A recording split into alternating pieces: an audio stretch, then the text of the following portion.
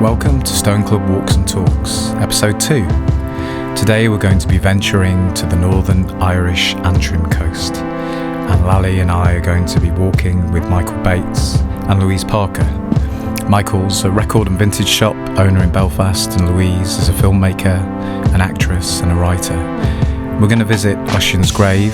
We're then going to move along the coast a little to the hidden village before going inland to Doagh and visiting the Holestone. Our other guest today for a talk is Angela Samata, based in Merseyside, working in the arts and health, and we're going to explore her obsession and interest in all things ancient, particularly a newfound love of Anglesey. My name is Matthew Shaw, and I'm the co-founder of Stone Club with Lally Macbeth, and I'll be your host for today. Hello, I'm Lally Macbeth. Stone Club is a place for people to congregate, to muse, and most importantly to stomp to stones. We believe the journey is as important as the destination, so come on a walk with us.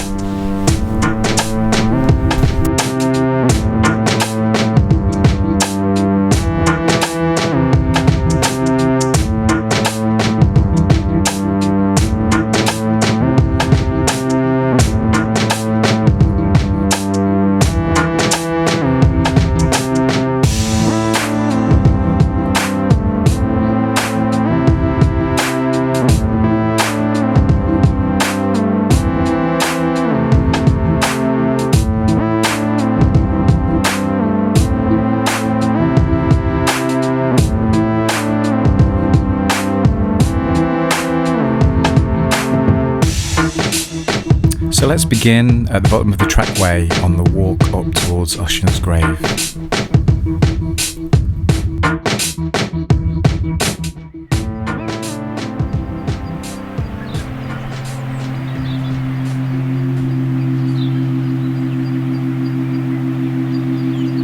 So we just left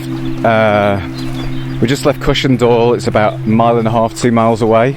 We're walking up a track, and there's 4 of us here. There's Lally, Louise, Michael, and we can see the mountain over to our side. It's a beautiful day after a week of rain. The air be crisp. Yeah, it is. It's crisp and nice, and we're just wandering up the lane to see Ossians Grave, and let's see how we get on as we progress up this pathway to the ancient site.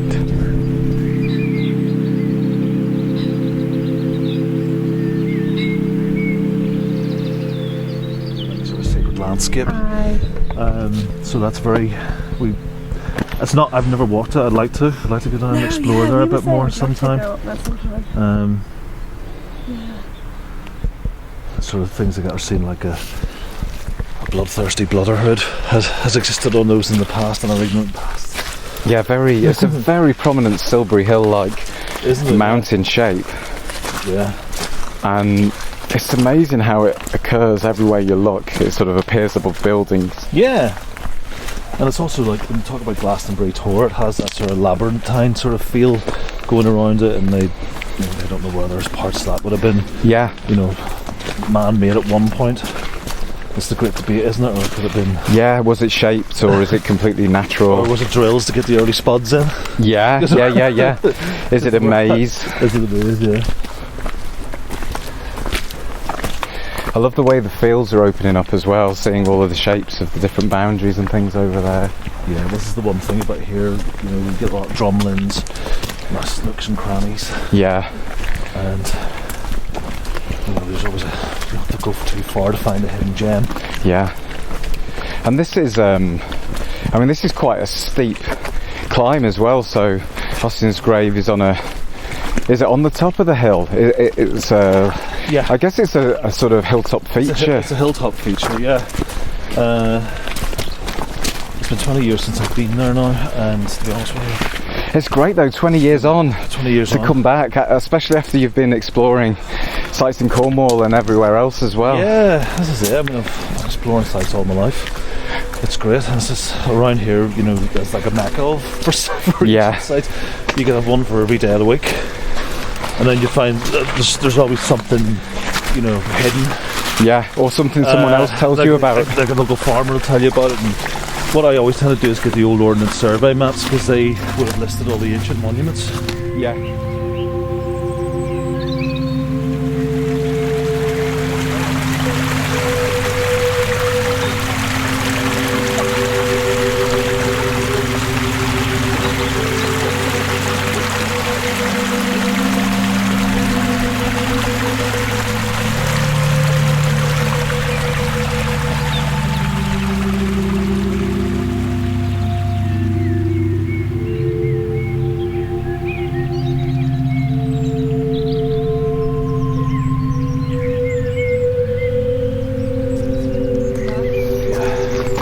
Spotted some stones here as well.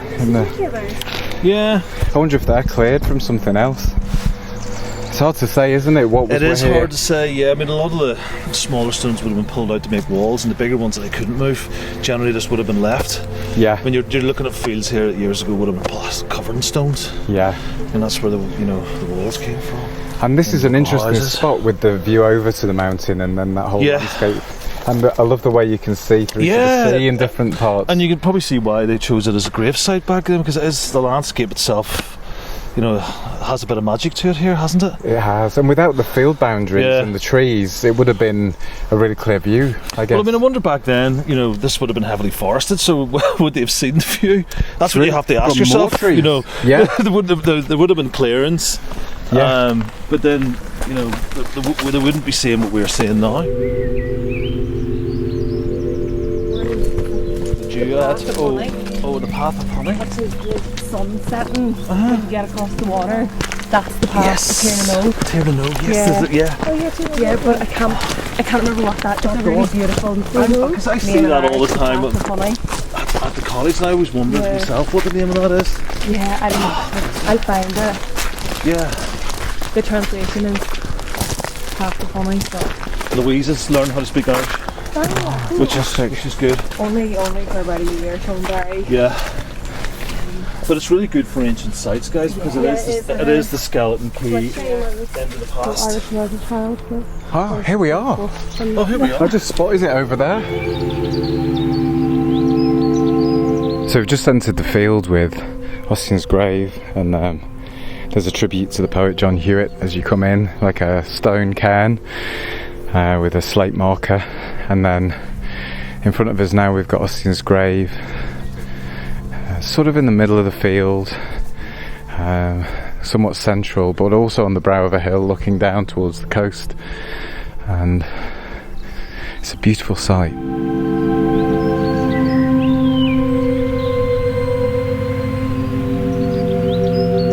We'll catch up for the next part of the walk with Michael, Louise and Lally shortly, but for now let's head over to Merseyside and to Angela Samata. Perhaps we could start with, we've worked together in lots of different capacities over the years, but it might be good to sort of just start with a general introduction into the nature of the different work you do, because that's probably a good foundation before we have a conversation that goes on, that gives a little bit of a foundation to who you are and what you do. Sure. Yeah. And thanks so much for asking me along today. It's great to be having this conversation. So I think unusually, I kind of have a foot in kind of two spheres, really. I work in the art world, and I've done that for 20 years. I have curated exhibitions, obviously worked with you on different things, different arts projects. I'm also the chair of the Capital Advisory Board at Tate Liverpool, while Tate is closed for a little while, so I'm doing that. And I've worked with lots of different artists, and really, really interested in painting and sculpture. So I've done that for a couple of decades now, but I also work unusually in suicide prevention and mental health, and I've done that for the same amount of time, actually. And I think for me, I just love having having that duality, and I love it when projects sit across both of those spheres. So I love getting involved in mental health projects that are arts based and vice versa. So yeah, I just love having that balance and having that ability to kind of to work across both, but also to bring people together from both of those worlds as well. Yeah, I think it's a really interesting mix, because there's so many different layers to it as well. It's not just as simple as one. There's so many different layers to all of the work and how it sort of manifests. Where did your beginning point? What was the starting point with the arts world for you? What was the entry? Was it as an artist? No, absolutely not. I definitely leave it to the experts. Like I am not an artist. I think for me, I had just always wanted to be around work. I had always wanted to be, like, when I did my first degree, I did a psychology degree, and I spent more time with the guys in the art studio, and that was kind of like a bit of a hint that I was on the wrong course. Actually, I shouldn't have been doing like the cartography element of my degree with psychology. I should have totally been doing the art stuff. And so it just kind of went from there, really. And then when I decided that I really wanted to go for it and make a career in art history, curating, working with contemporary artists, I actually got my first job in the art world working in the shop and as a visitor assistant, because it just meant that I was in that world. I was in the gallery, I was on gallery, and it was in the days where you would get jobs advertised internally, so I knew I had to be on the inside of this in order to see those jobs, and thank goodness it's not happening anymore. And that's how it happened. I ended up a few years later running the John Moores Painting Prize at the Walker Art Gallery in Liverpool, and again just got to see 3,000 submissions every 2 years from contemporary painters, and I just absolutely loved it, and would just revel in looking at those works as they came in and just seeing that the temperature of British contemporary painting at that time, seeing what materials people were using, what styles they were painting in. And it was great to just see that thematic kind of analysis of what was going on with lots of different artists across the UK. So yeah, really, really loved it. So it started in one place, but really quite quickly progressed to another place. Yeah, like all good things, I suppose. You might think you know what you're doing, but it's more about the journey. So you have to follow it. Yeah, absolutely. So I was thinking then about what you were saying in relation to community, and I know that your interest in art is very broad in respect to who is an artist. And I've always found that one of the most interesting aspects of your work. And one of the things we were very keen to make really clear at the beginning of Stone Club is that Stone Club is for everyone. And it doesn't require a degree in archaeology or geology or any ology. In fact, all of those things are fantastic, and we really welcome the archaeologists and geologists and specialists we have as part of the community, because they add something amazing in that people like myself wouldn't know without it. But equally important are poets or young people that don't have a specialism, or they might even say, I don't know what I want to do when I grow up. I've always been one of them. I still might be. And so, there's space for everybody to contribute without fear of feeling inadequate or wrong. And I love I think the first conversation we ever had, or one of them, was really around your approach to who is an artist and the difference, I suppose, between qualification and being a practicing artist. It'd be interesting to hear some more of your views on that, after everything you've done, because I just think it's really refreshing. I think from my point of view, I've had, and can I just say, like, I'm a member of Stone Club now. I'm actually like a full-on member. I've joined, I've got my badge, I love it. I work with pride kind of a couple of weeks ago when I went to my first Stone Club event. So I'm totally in there now with you guys. Like I totally love it, all of it. And for me, I've always been really interested in artists who have experienced mental health challenges and physical health challenges, and challenges that might have mean that they didn't go to art school, for instance. So I'm really interested in people who are creating work. They wouldn't necessarily even think about themselves as artists, and yet sometimes we come across bodies of work that are so astounding and honest, and yet the individual may never think of the work as artwork because they don't think of themselves as artists. And for me, that's some of the most interesting work that I've ever seen. And I've travelled to America and Japan and Switzerland to seek that work out, to actually see what is this work that's being produced, these beautiful, sometimes honest, really impactful works that are created by people who would never call themselves artists. And I think that we've always revered our artists, our poets, our playwrights, our musicians. We've always revered them. But I do feel as if there is a whole body of people who would never put themselves into that classification. However, the work is so impactful, that you can't help but think of those people as artists, So I think sometimes there can be a great weight of expectation that goes with the word artist, or the name, or the kind of definition and the boundaries around that. And I think sometimes it's helpful, but sometimes, I don't know, we need to almost have another word. I really like it when people are called creatives, because that, I feel as if like that's, I don't know how you feel about that, Matthew, but I always think of you as an artist, as a creative, because you're involved, you're like a polymath, you're involved with like so many different things. So yeah, I just find it fascinating how people really feel as if they almost apologetically sometimes say, "Oh, am I an artist?" Yeah. Yeah. Which isn't, it's completely irrelevant, isn't it? Really, it's not really helpful. Who cares whether you're called an artist or not? I take your point, and I completely agree. I think expressing creativity through whatever way feels right for you, whatever's helpful, is the more important thing. And people that would ask you where you studied, for example, if you said you were an artist, would be the least helpful question. That's sort of what I mean. It's sort of like, it doesn't really matter. What's that got to do with the art? Absolutely.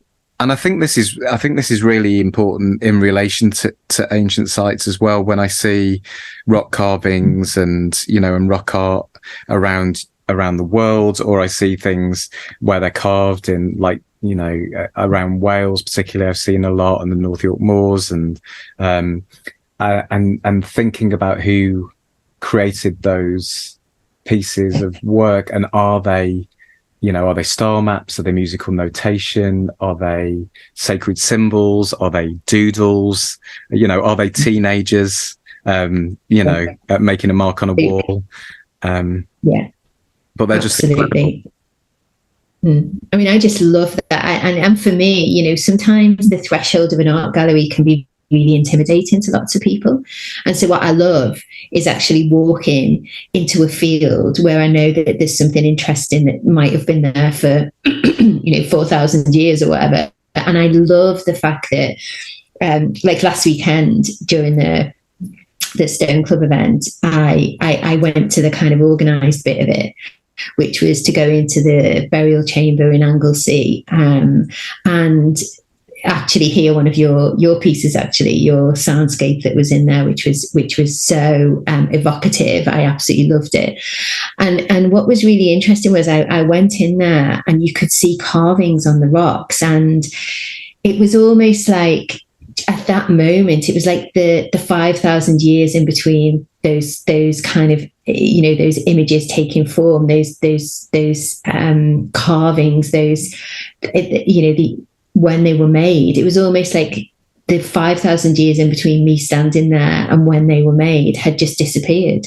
because whatever it was, whatever the reason was that they had made those marks on those stones inside the burial chamber, it was like the passage of time had just disappeared, because I was standing exactly where they must have been standing when they created those marks. And there was just something magical about that. And I think every time I see that on a standing stone, or on a stone that's in the middle of a field, or wherever it is, there's just something that the time in between me and the person who made the mark has just disappeared. And there's just something knowing that your feet are on the same ground as theirs were. It's like, just, I don't know how else that happens. Like you time travel to each other. It's kind of it's just remarkable, and something that I love, absolutely love, that there's no barrier between you and them except the time that has just shrunk. It's just wonderful, absolutely wonderful. Yeah, that's an incredible feeling, isn't it? I think it's one of my favorite things actually about visiting those places. All of a sudden, you put your hand on a stone. Yesterday I was out in West Penwith. I put my hand on one of the stones, and I was like, people have been doing that for 6,000 years here. Absolutely, and it is. Did you feel it was almost like the time, those 6,000 years just kind of disappears, because just at that moment you are physically in exactly the same space as somebody else was 6,000 years ago. Yeah. It's hard to describe how that makes you feel, isn't it? Because it is a profound feeling, and it is otherworldly, because it is time travel, really. Because this is a monument that's seen civilizations rise and fall. It's seen everything emerge, collapse, and re-emerge. And we go along and we go out to see it of an afternoon or a day or however long, and for a little while we can commune with it, and for a little while we can try and understand it a little bit. Absolutely. And I think it is that, for me, it's when I'm in the presence of something like that, a standing stone, like when we looked at, the film A Year in a Field, and there was that 4,000-year-old kind of standing long stone in the middle of a field in Cornwall, and just thinking about what that stone has witnessed through time, what it's seen, who are the kids that have played at the bottom of that stone, who is the farmer who has kind of sown seed and ploughed it back up again over thousands of years around that standing stone. It's just, and I love the fact that so many of them, obviously people will know Stonehenge and the fact that you can no longer be in touch with the stones, but there are so many other stones where you can kind of stand as close as you want to them and place your hand on them, and I just think there's something wonderful about that whole, there's no barrier between you and the person who has also stood there. It's I just think it's a remarkable way of time travel. Yeah. So what would be your most often visited sites and stones, do you think? Either locally or just forever, really, but where do you keep getting called back to? Is there a particular place? So I think because of you and Stone Club, I'm going to constantly be called back to Anglesey now, because that was remarkable, because I went to see like one burial chamber, and then of course somebody mentions, oh, actually there's another one up the road, so I ended up going to that one, and in between rain showers I ended up going to a third one, and the third one was brilliant because it's just in a field of sheep. It's called the Mushroom Burial Chamber, and it's just there's no bodies in there anymore. It's just it's almost like the entrance stones, if you like, are there, and I love the fact that they're just in a field of like hundreds and hundreds of sheep. It's just in the middle of the field, and on the sign on the edge of the field it said no entry to the field except if you're going to the monument. So it's kind of like I kind of had to walk right through like the sheep, but it was just brilliant. But locally we've got Bidston Hill here. And Bidston Hill has always been a place of mythology, and there's carvings on the hill at Bidston Hill, carvings into the sandstone there.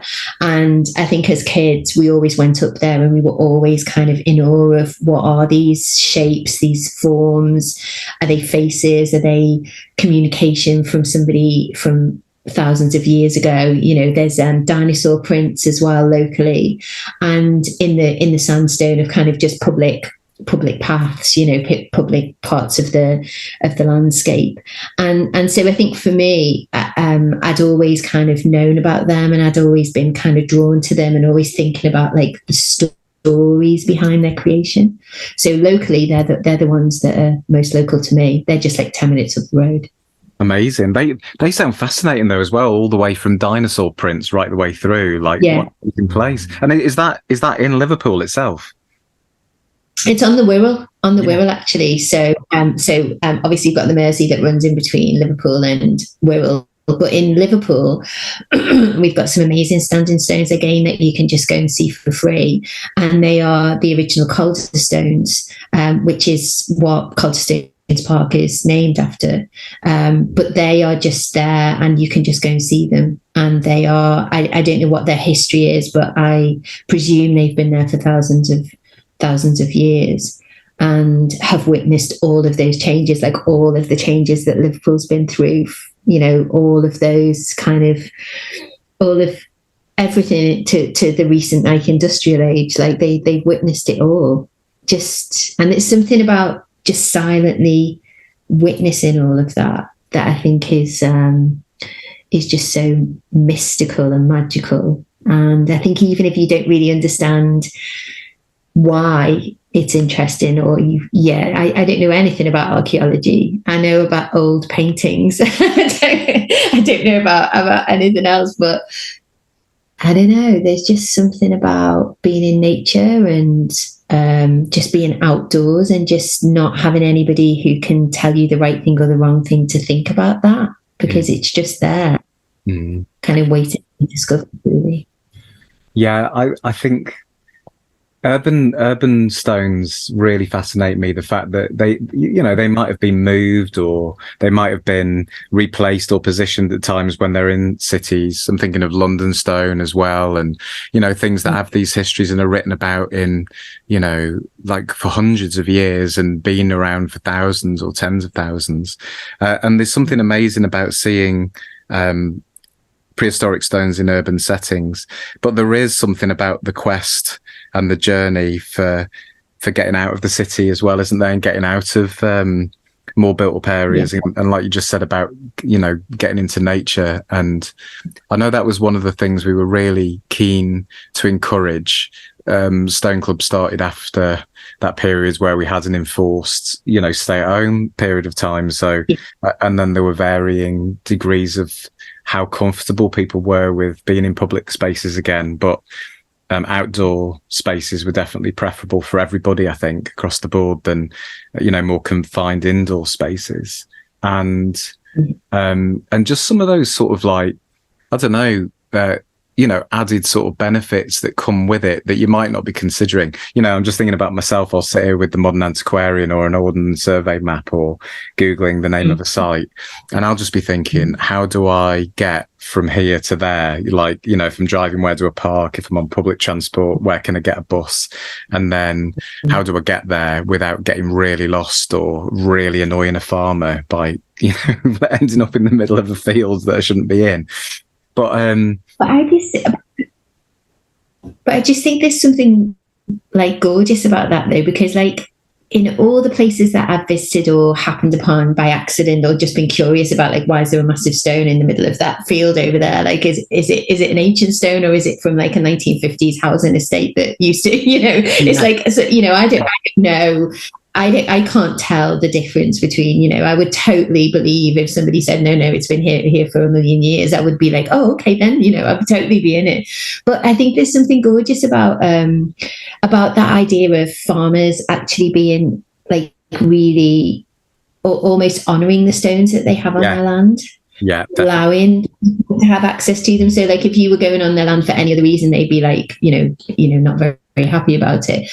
But there's almost something about the collective ownership of these stones that are just there, that I just think is amazing. And I think for me, being out there, just putting your wellies on, is kind of really reminds me of, or just kind of just like recharges my kind of like nature connectedness, if you like. I don't even know if that's a word, but it's almost that connection to our past, to nature, being outdoors, being in the sunshine or the rain, whatever, and kind of just piquing my curiosity to kind of want to find a little bit more out about why that stone is there.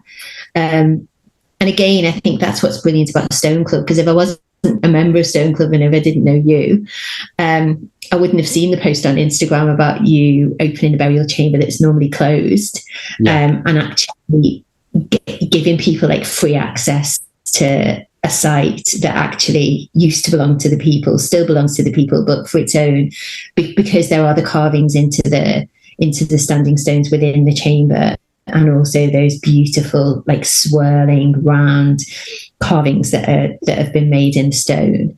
Like I wouldn't have known to go there. So I think there's something lovely about belonging to a bit of a club, and kind of collectively like meeting other people, because I met other people there that I'd never met before, or that I thought I'd never met before. It turns out they'd met me before.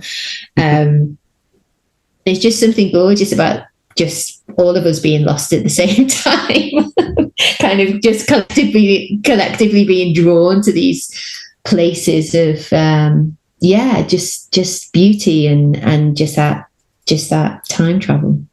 Yeah, and it is an amazing coast, isn't it, where that particular site is? You know, you sort of go along there and just go, wow, you know, I might never have really stopped or taken notice of this place before when you look out to sea, you know. Well, what's really weird is I've actually been to that. So the burial mound is on a hill, and then the beach that is actually just below the burial mound. I've been to that beach like several times, and I never realised there was a burial mound there. And I think it was because I met other people, and then we ended up sitting on the beach drinking coffee for an hour and just having the most amazing conversation. And again, but it was because we'd been drawn to the same kind of Stone Club event. And the same kind of idea of being allowed into this kind of sacred space, you know. But I just love it. Absolutely love it. I think it's such a great idea. How many members have you got now? Must be thousands. I think it's just short of 3,000 today. Incredible. I mean, that's incredible. And when you speak to people about why they join, what's the overarching like reason why people join? Is it because they're curious like I am, or is it because they want to be part of to get out there and find out more, or what's their reason for joining? Well, I think the most common is probably that people really love stones and these sites, you know, or sometimes there's one particular place that's important, either from childhood or you know, or something like that. Sometimes it's because they've just, you know, moved somewhere, or they've, you know, met someone, or they've gone somewhere, and that place has taken on this added meaning. But I think, well, actually, one of the things I love the most about it, having set it up, is we've got a bit on the website that's called Your Stones, and there's a page on there called Archive as well. And they're almost the same thing, but Your Stones is when people will go and they'll visit a site like you did last weekend, and then Stone Club members send us in their photos and a sort of diary entry or field notes of their day and who they met and what they did. And the amount I'm learning from people, and the amount of sites I'd never heard of before at all, you know, because they're lesser known, that's amazing. And the archive one I really love, because people started sending us photographs of themselves, say 30 or 40 years ago as a child, at a site, and then a photo of them in the same place now. And that's dissolving time, because the stones look almost exactly the same. The landscape might have changed a bit, you know, like the telegraph pole's a bit different, but effectively what you're doing is you're traveling back 30 years, standing in a place. Maybe you're not with the people you were with anymore. Maybe they're not here. But for that moment in time, you're connected back through time with them, because you had that moment, you shared that moment together. And I found that really exciting, sort of like spine tingling kind of idea. Absolutely. And I love the fact that people are connecting in that way, because I think for me, I did something recently where somebody asked me about why I'm particularly drawn back to why I'm drawn back to particular paintings, and I talked about art as an anchor So almost like when your life is in kind of really choppy waters, what is it that you gravitate back to that kind of grounds you again, that kind of tells you, actually, we've been here before, we've done this before, we can get through this bit. And then you'll go back and that object, that painting, that stone will still be there next time as well. And I talked about artworks being our anchors in those really, really tumultuous and difficult waters, and how we are drawn back to find them and drawn back to kind of that connectedness. And I feel like lots of people have got that with their stones, because it feels as if they are places and times that, if everything else changes in your life, if the whole world changes, you can still go back to that field, or you can still go back to that place, and you will still find that stone just really quietly, just waiting there. And it's almost like there's a reassurance there that those foundations, those anchors, are kind of really important to us as humans. So I feel as if the way that I feel about some paintings, particular paintings, lots of other people feel like that about their stones and their places. Yeah, I think that idea of anchor artworks and anchor stones, again, it's such a powerful idea, because if you are in a position where you need something to hold on to, or you've got something that's troubling you, or something that's traumatic, or something that's just very sad, or even just, very affected by the turn of events in the world at the moment, in the future for everybody, having a place where you can go and feel safe and at peace, and that doesn't have to rely on organization or religion, but it can include spirituality or those things, because it's not exclusionary. That's an amazing gift, isn't it, at a time when there is difficulty. Absolutely. And I think, I just think it's really interesting, like, where did people gravitate to after we came out of lockdown, after we all experienced that collective trauma of being locked down and not being able to access lots and lots of places. I often ask people, like, where was the first place you went to when lockdown was lifted? And you could drive further than Wales or whatever. For me, where was the first place you went to? And I just find it fascinating, because one of the first places I went to was actually the coastline, because I wanted to see the sea, because it had been so long. And for me, it was really important to see that and sit on the rocks again and kind of experience all of that. And I think it's really interesting which stones people had to go back to, Yeah. And I think we've also seen recently, like, a collective outpouring around when we lost the gap tree at Hadrian's Wall, and now the story is coming out that the wall and the stones around the wall have actually been damaged as well. So I think that we have a great empathy when things like that happen to places that we really, really care about, that are just there and can be enjoyed by everybody. Yeah, I totally agree. The connection's really, really strong, isn't it? And people feel really protective over those aspects, which is fantastic to see coming through. It's very hopeful. Oh yeah, absolutely. And I think for me, that's ultimately what all of the work comes down to. All of the work you do, all of the work I do. It's optimism and hope. And I hope that all of the stones that I've ever visited will absolutely outlive me and my children and my children's children, and that they will constantly keep bringing people to them, and they will be the anchor for other people as time goes on.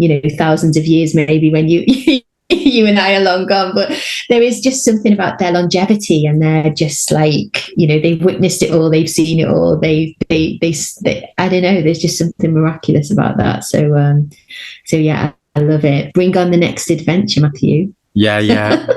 Well, I think I completely agree with all of that, and absolutely bring it on. Like, I look forward to seeing you at some stones again somewhere soon in the next few weeks. I'm wearing my badge all the time. Like, yeah. Everyone's like, what's that? And I'm like, okay, I'm a member of Stone Club. I've got a number and everything now. So I'm fully into it, like fully. Yeah, absolutely. It's been such a pleasure to chat, and I'm so glad. I'm so glad because, it's such a pleasure, and I can't wait to see you at some stones. So thank you so much, Angela Samata. Oh no, thank you so much for having me. I've loved it all.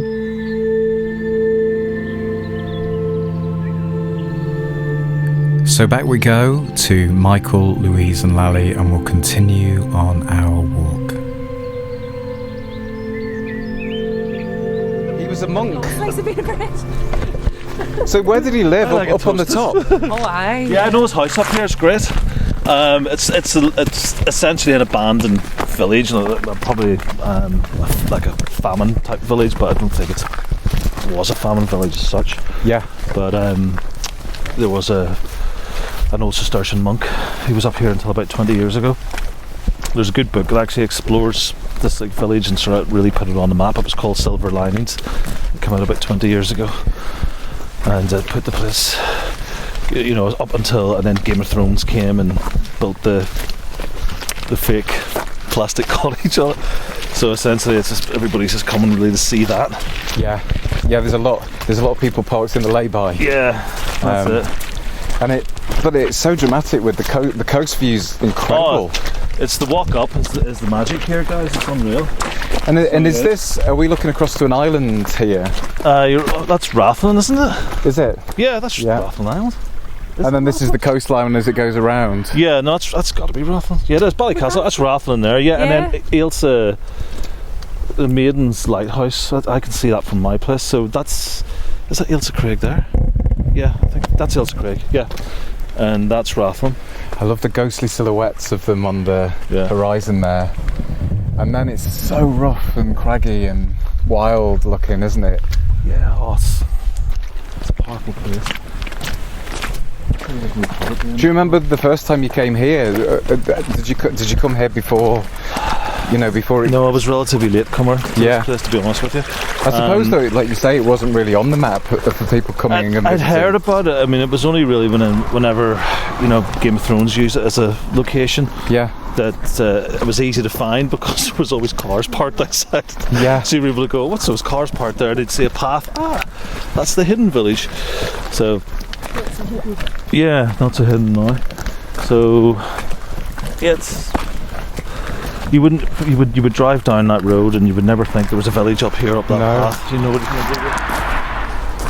Yeah. It's interesting how all these sites are on the tops of hills as well so far, isn't it? Yeah. Well, I'm sure there was probably anything up to 100 people living here at one time. And was it a very old village? Was it an ancient village that went back a very long time? It probably goes back 300-400 years. Yeah. Looking at the stone structure, what's left. Yeah. It's definitely 300 anyway. Maybe 400 years old, could be older. So, as I say, there's other. I don't think there was ever a church associated with the place. Yeah. So, but there would have been a church here nearby that they would have walked to. Yes. Somewhere, or the nearest. And it doesn't look like farming land though, particularly, does it? I wonder if it was sheep. Yeah, grazing, livestock. It's all sheep territory around here. Usually when you get over this brow of the hill, you'll see a few of our horned friends. Yeah. Knocking about. So it's good.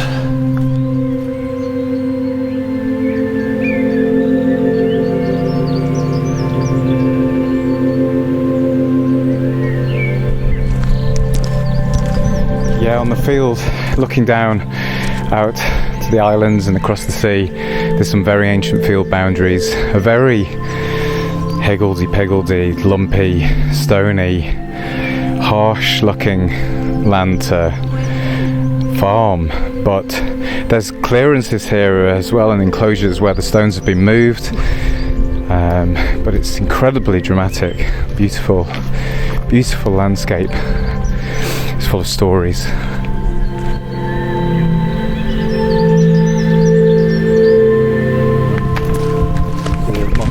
Lived in that house, the one with the roof, which is still intact.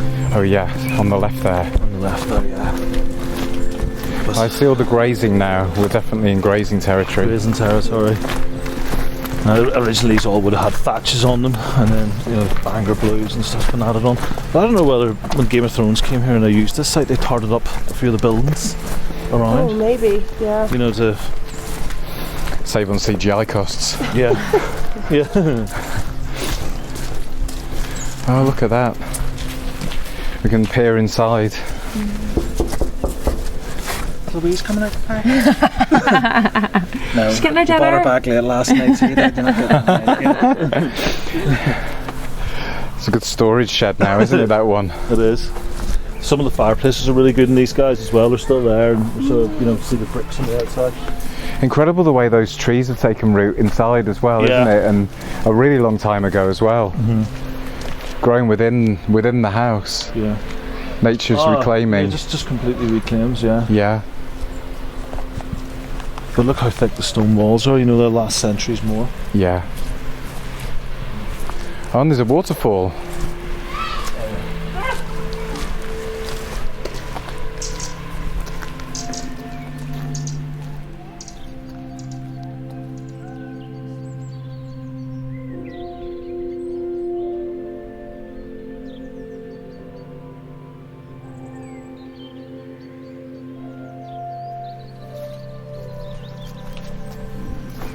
It's just so Tolkien-esque, that, isn't it? It is.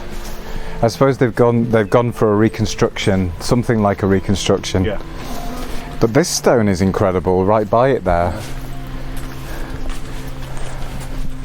Sort of like this little part here because there's a gate. And Yeah. This feels like a very ancient holloway, doesn't it? Yeah. Down here. pretty much so. Or a drover's path. Yeah, well, it would have been a cart path right here, wouldn't it? Yeah. I think Where wide enough for a cart for us to get a horse through. it does have that feel that they would have, or driven cattle up and down. Yeah. This is an ancient drover's way, and it has the holloway feel where it's gone down, 3 or 4 feet actually, even here at the shallow end. And then they would have been probably cutting turf, peat, up all around here as well. Yeah. Wood would have been the main source for the fire, wouldn't it? Exactly. Wooden turf, really. Wooden turf, and then directly ahead we've got a waterfall coming down between the two crags. Yeah. So fresh water all the way down, and a stream at the bottom, I imagine. Yeah, fresh water, probably all sorts of wells. Yeah. About here too. Yeah. It's a fresh water source, but it would have been mostly sheep probably up here, wouldn't it? Sheep.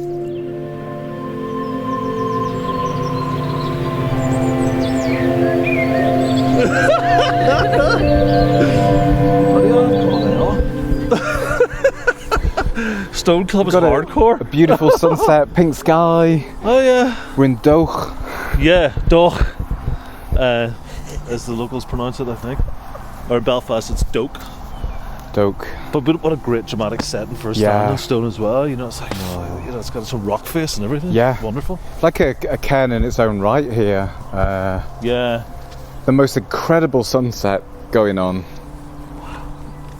What a fantastic bit of driftwood, guys. That's like a Yeah. Oh my god, yeah. Well, you could almost mount that on a beam. That's lovely. You could probably fit it in the van. I'll go to my pub from Holestone. That's a lovely bit of ancient wood. Yeah. Yeah, I think that might be a gift actually. Gift from the land and stone. Yeah, this is an incredible. It's almost like a natural altar in its own right. This. So yeah, that's exactly the word. Of course, the natural altar. Yeah. There's no way that's man-made in any No. form. But, No. The fact that they've gone to all the effort of putting stone and a whole stone on it. So it's essentially meant to be like a lover's stone. And is that gorse? A stone where you would make a confession or a deal or a bond or something. Yeah. Yeah, it's gorse. It is gorse, isn't it? Yeah. Did you bring your thorn proofs with you? Yeah. Good man. What's the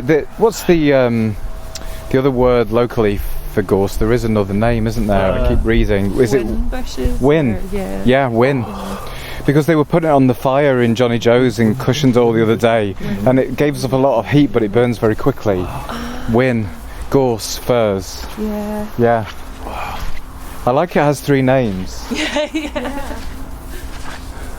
Hey, It's flowering as well. does, doesn't it? Yeah, that must be the last of it. Yeah, the last of the windflowers. Yeah. We would do a full circle of the site, then walk in to the comfort. How did you first discover this site, Michael? I knew it through a very good friend of mine called Robert Henry. He was like a local historian, folklorist, and man, he was really into anything loosely esoteric. He was a great guy. Very good tarot card reader as well. Probably one of the best that was floating about at the time. He's dead about maybe 10 or 15 years now. So he introduced me to this place years ago. It was one of his favourite sites. It was a very special place to him. The County Antrim's littered with sites, I guess, but this one's particularly special. Because it's fairly isolated, isn't it? And you got all that panoramic view everywhere. Yeah, the whole way round. Yeah, it's relatively unspoilt when you get here, apart from the old windmills always make it there, don't they? But it's like a natural henge all the way around, and yeah, another one. Staff. Lots of lots of fallen branches. Oh, it's my initiation. The old gods take me. Yeah.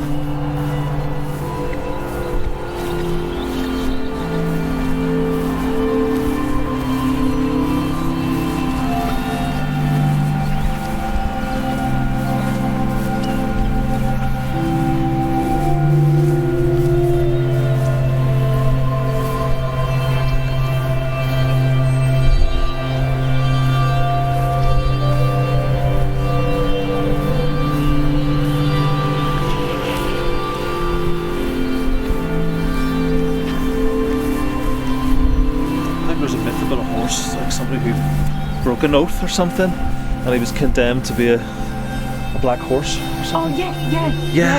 Connected to this site. I think he was condemned to roam around as a black horse. Not a bad life, really.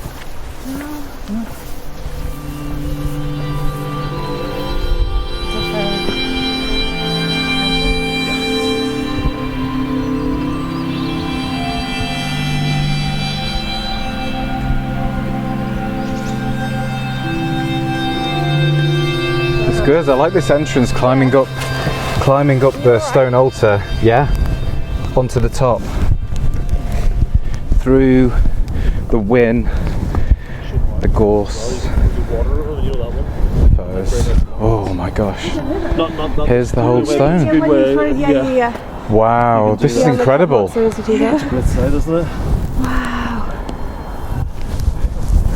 It's so unexpected. All of a sudden to be stood here. And this way.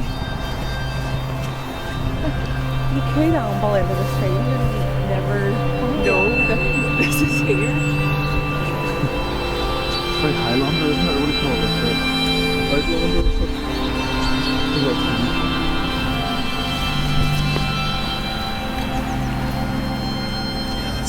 Yeah, I mean, if you didn't know that, there would be no way of knowing, would there? Yeah, you might even give up, actually. Like, you knew it was here, but you didn't know. Yeah, right? I mean, that one's reasonably well marked, isn't it? It is. No, you wouldn't. There's no but visuals. You're dead right. There's no giveaway. That's there. But look at the wear and tear on that of years of people putting their hand into that. Yeah. Like the wear. There's been a lot of marriages. Yeah. There's been a lot of oaths. Do you think they've lasted? As well. Yeah, I think if you make an oath here, I think so. Yeah, I think it's very important. And I suppose healing as well. Yeah, I think there's still a lot of hand fastings going here. I'd say there'd be a lot of people with hand fast here. What's a hand fast? Like a sort of a Celtic version of a marriage, like a bond between two people. Yeah. But you would tie the hand together. Yes. Yeah, like a hand fasting. Yeah. People go and do it at the sale. Yeah. It's actually worn smooth in the whole from the amount of hands that have passed through here over the years. Over the years and the amount of. Oh, I love that. Oh, yeah. Yeah. It's wonderful, isn't it? It's really beautiful. It's amazing. Yeah, it's really beautiful, isn't it? It's probably more. It's like a balance of the feminine and the male. It's not. It doesn't come across as one or the other. It's nice, isn't it? Yeah.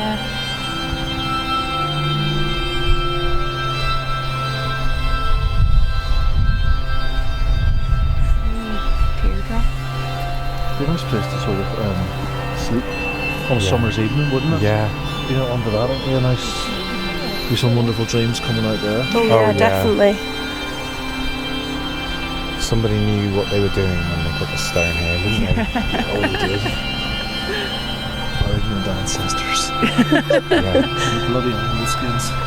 It's all they could afford. At the butcher shop. At the flashes. You got the damn skins left, mate. The other shop, I don't like that for the fancy.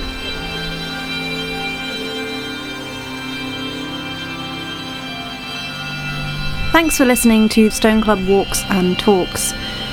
You can find us in all the usual places, Instagram, Twitter, and of course our website, stoneclub.rocks. And don't forget to like and share the podcast. We'll be back soon with another walk and another talk. Goodbye.